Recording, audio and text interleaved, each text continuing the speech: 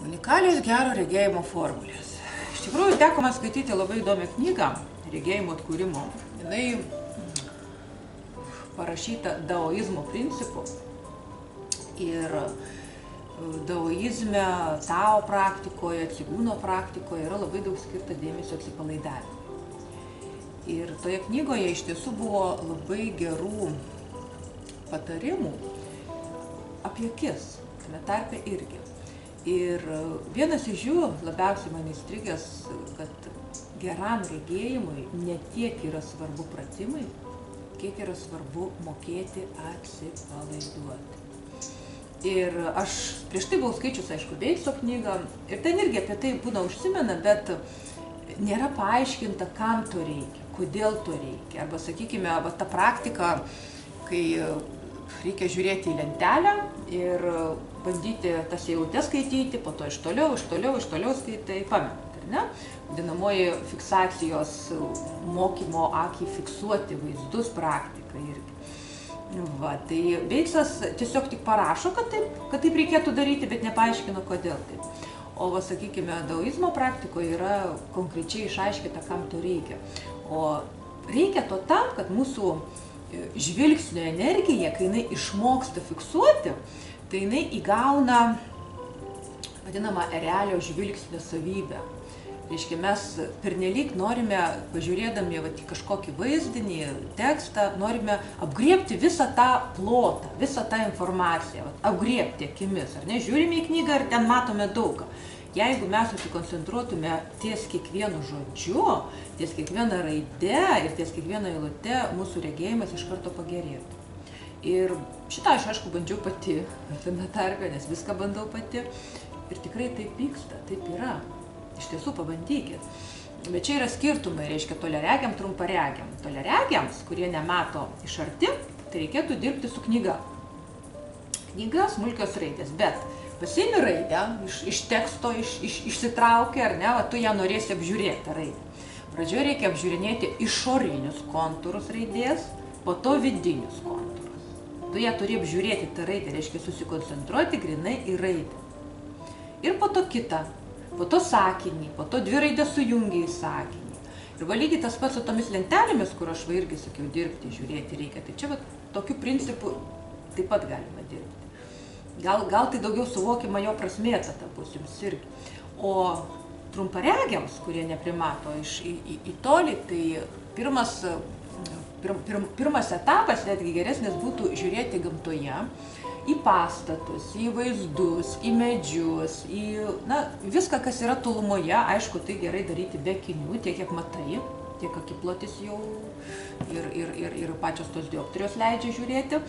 Ir lygiai tą patį.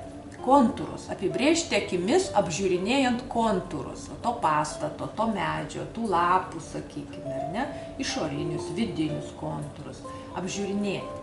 Ir šiandien aš vakare, tik šiandien ryte perskaičiau, gavau irgi labai smagų laišką vienos moters Andželos, kuri dalyvavo vienos dienos seminare, ar ne, ir jinai dalinasi, kad nuėjo pas gydytoją, pastebėjo, kad geriau mato, nuėjo pas gydytoją įsirašyti, pasitikrinti save, kad jinai geriau mato, o gydytoja dar stipresnius išrašė akinius, sako, negali tai būti, o jinai nuėjo grinai pagal programą, ten praeina 3 metai turėjai.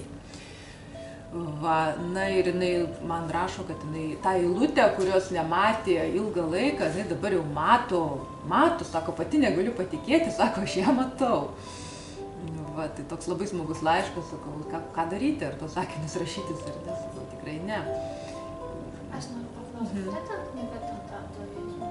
Jinai yra rusų kalba, jinai yra išleista labai seniai ir dao praktikos, tiesiog dao praktikos kūnui, sielai, man regis taip vadinasi. Labai sena, mane parvežė iš Maskvos vienas žmogus prieš gerus 3 metus, bet pirko ją, tuose, kaip būna tie išpardavimai knygų, žinot, senos knygos. Ar tam daug knygų gal, ne? Prašau? Knygų namuose tamtos? Maskvoje? Aš nesigilinau kur, bet ten, kur būna senos knygos. Ten yra didžiulis knygynas ir ten visko pilna. Aš galėsiu pabandyti tą pavadinimą jums užrašyti tikslų, jeigu rasiu ir autorių, galėsiu užrašyti, galėsite įsigyti, jeigu rusų kalbą skaitot. Ir pabandyti pasigilinti. Tai va, tai žodžiu, žmonėms ši praktika tikrai veikia ir mane tai be galo džiugina. Na va, tai čia tiek buvo tokios įžangos, bet apie tai, kad protas susijęs su akimis ir kūnu, tai jau mes žinome iš eilės šitų mūsų paskaitų ir tai, kad žmogus mūsuose stengiasi daryti viską, kad tas regėjimas tik blogėtų. Iš tikrųjų, va, jeigu tai pagalvojus, pasižiūrėjus, viskas sukurta tam. Prietaisai, apšvietimai, viskas. Mūsų darbas netgi tam sukurtas. Ir aš pati būna save pagaunu, kad reikia padaryti kažkokį darbą, kažkokias reportažą sumontuoti ar dar kažką. Ir tiesiog jauti, kad jau esi pavargęs, bet dar bandai save prievartauti. Ir tada, stop, ką čia dabar darai? Reikia eiti ilsėtis, tada geriau 5 ryto atsikelti. Pamėginti kažkaip tai tvarkyti su ta aplinka ir dar labai įdomus irgi momentas, irgi čia iš Dao praktikos, kad domėtis aplinką reikia. Pasirodo, žmogui yra būdinga į viską žiūrėti taip padrikai. Leisti pro akis, žodžiu, be susidomėjimo, be suinteresuotumo. Tai irgi stabdo mūsų gerą matymą. Ir, aišku, nesimėgavimas tuo procesu. Jeigu mes apžiūrinėjame, aš kažkiek gal jums ir primenu, tai mūsų akis pati savaime juda, pati savaime jau treniruojasi. Jinai judėdama atlieka raumenų susitraukimai, supalaidavimai ir jinai ima judėti. Na ir kita tokia yra jogų praktika, vadinamoji santoša. Gal kažkas ir girdėjote apie ją, apie tai, kad labai dažnai prastas regėjimas ištinka tuos žmonės, kurie nepasitenkina tuo, ką jie turi čia ir dabar. Tiesiog nuolatinis norėjimas užgriebti daugiau, gauti daugiau ir tas jaudinimasis, kad kiti gyvena geriau, kad kiti turi daugiau, kad aš kažkieno lūkesčių nepatenkinu.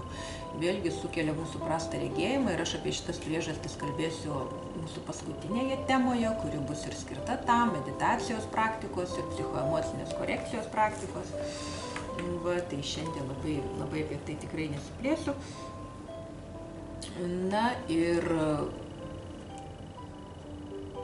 čia, šitoje santošoje mūsų iš tiesų reikėtų akcentuotis, jeigu į tą fizinę praktiką, liečiant ją, į meditacinę būseną, kuomet mes esame čia ir dabar. Tas mūsų buvimas, jeigu mes esame čia, tai mes visos turėtume atsiduoti šitam procesui, negalvoti, kad ką aš darysiu vakare, arba ką aš darysiu vakar, arba ką aš darysiu rytoj.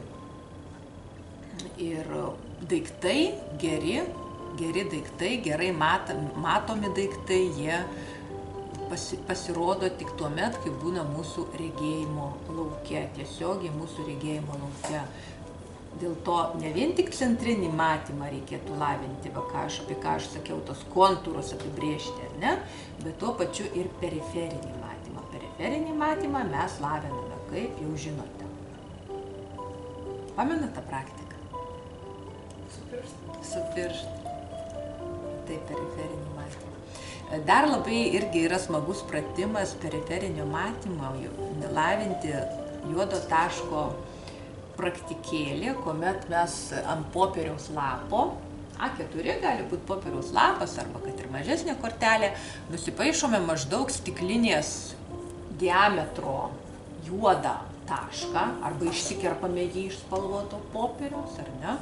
Ir tą juodą tašką, tą lapelį su to juodu tašku mes vedame į šoną, sakykime, šoną ties savo petimi ir galvą laikydami tiesiai bandome jį žiūrėti ir ne vien tik, kad matyti kažkokį ten tašką, bet apžiūrinėti jo kontūrus. Va iš čia šone, o mes apžiūrinėjom jo kontūrus. Ant kito, ties kitų petukų irgi vedame tą lapelį su juodu tašku jame nupaišytu ir irgi stengiamės nejudindami galvos apžiūrinėti kontūrus.